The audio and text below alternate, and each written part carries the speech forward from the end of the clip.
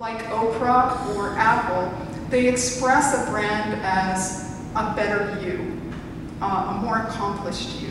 What's actually in the box is very similar. In fact, it's designed in some of the same factories around the world. So the businesses are coming to us knowing that they have to bring a consumer value proposition to their brand. And that's where we can make some changes, because the consumers are the employees as well.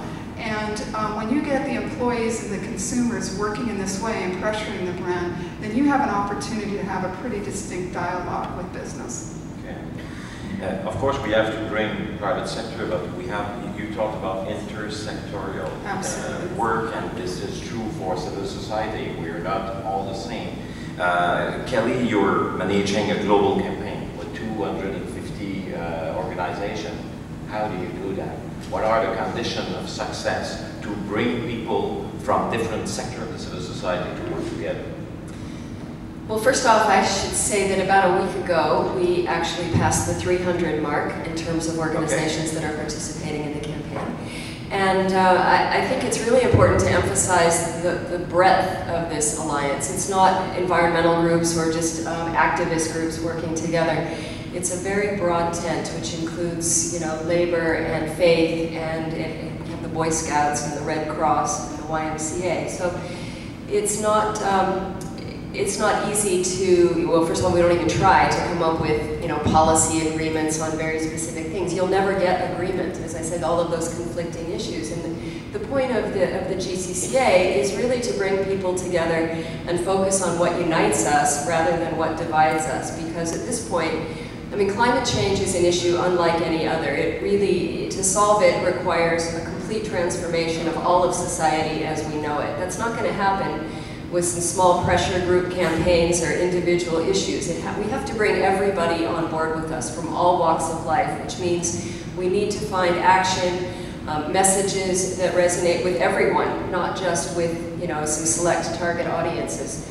So the key to working together through the GCCA is really to have a very few simple asks, call to action issues so that it does have some substance and meaning. It's not just empty rhetoric, but to really focus on bringing the public along with us, to try to reach out to different people and to communicate to politicians that there's an appetite for change, that they won't be punished, because at the moment, as you know, most politicians who try to do something on climate in developed countries often get punished as opposed to the other way around. We want politicians who do something to get rewarded instead, and that's a huge job, and we're a long way from there. Attitudes are there's still a huge proportion of the public that doesn't even believe climate change is happening, and if they do, they don't think that humans are the cause of it. So that's really where we're focused on, is trying to change that dynamic. And I invite you all on the floor to reflect on the answer you would give to that question. How can we work together? Is there any room for a common platform of all sectors about this issue? And there is a second question. What should be this message? I'll be back to you, but I ask you now the question, Kelly Ray. What would be this common message that we could carry with all the sector of the civil society? I think the common message has to be that we want a future that protects life, protects the planet, protects the rights of people. And that means that we need action for a clean environment, for clean energy supplies, for better systems for food development and growing food as well as distributing food, etc. And I think we can't get into the details of what that means, but for many groups, for example, in the run-up to Rio +20, we're looking at a common message of saying, why don't we go for a world fueled by 100% renewables, renewable energy. It's possible, it's doable, there are no big losers in that fight. That's something that could really unite people across the board, but that's one of many dimensions, obviously. Yeah, we'll be back on this. Aaron Belinki, I'm going to you in Brazil. You're doing that work of convening organization toward Rio +20. So how do you succeed? What are your solutions? What are your actions? What are the conditions of success?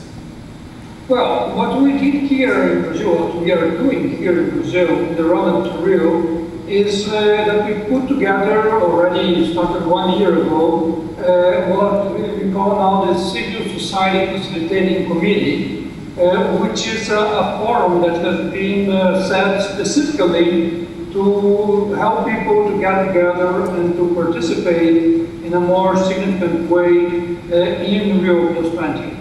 And this is a very broad audience. We have already more than 200 organizations, and we have an articulation core group which includes 16 and growing main networks of rights-based organizations, and also some organizations from the labor unions and also from faith groups. So it's a very broad constituency, including environmentalists, of course.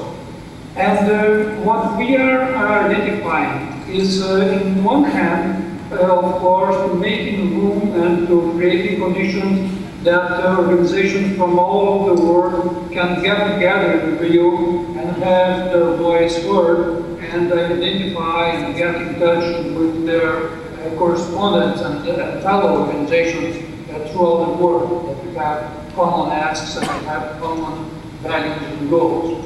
On the other hand, what we are doing is to start a process from a few months to come, weeks to come, up to Rio, to identify where are the main energies of society. And this is something that will have a very important moment in the World Social Forum, which is happening in Porto Alegre by the end of January next year, and where we expect to identify what can be some key asks and some key topics for campaigning. As Kelly mentioned, one possibility is about having 100% renewables. Another idea, for instance, is about non-competitive financing. So we can, for instance, the tax on international financial transactions, something that also can be a very important source, not only to control capital flow, but also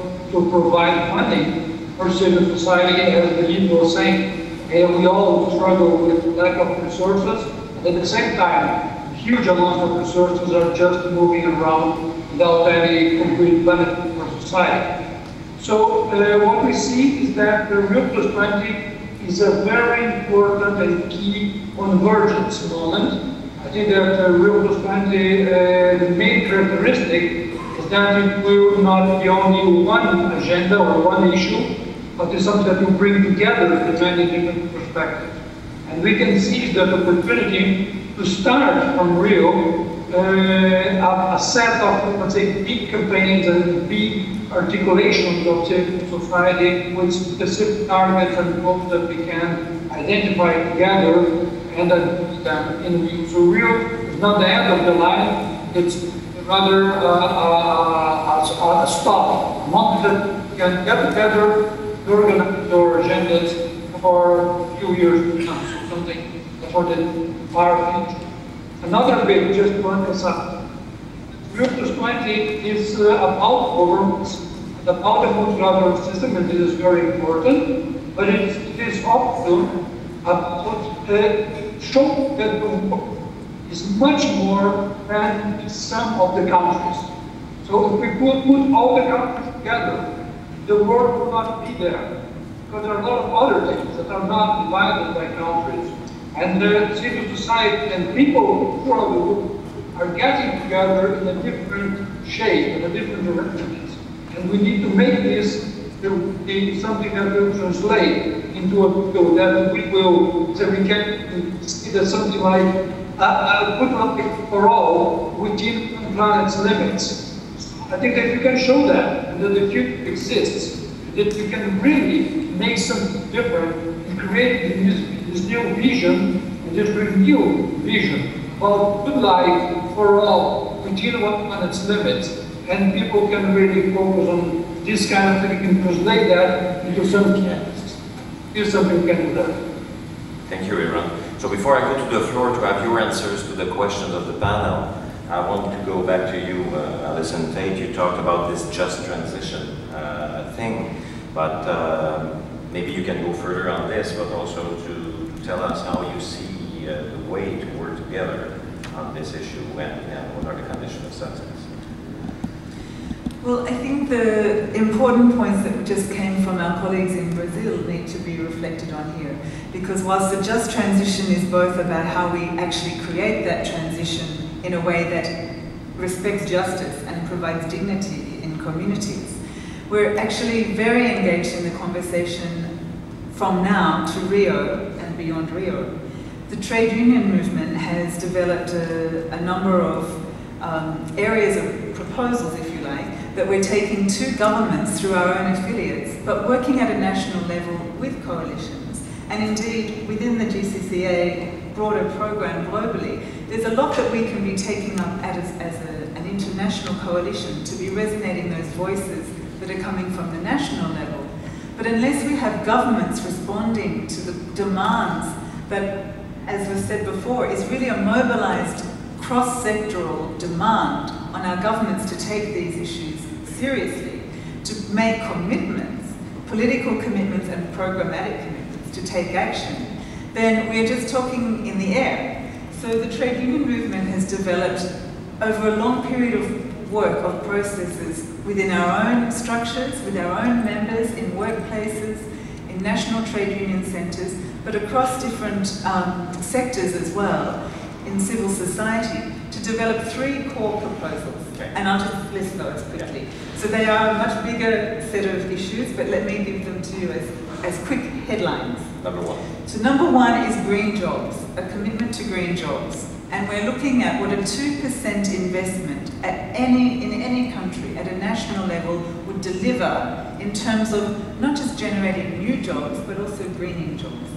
So a commitment to new jobs, though, of what 2% investment could bring. And we are asking governments to come to Rio with that. We are developing right now, some methodology to ensure that those conversations are about real numbers in real sectors, about real jobs. The second one is support for a universal social protection floor.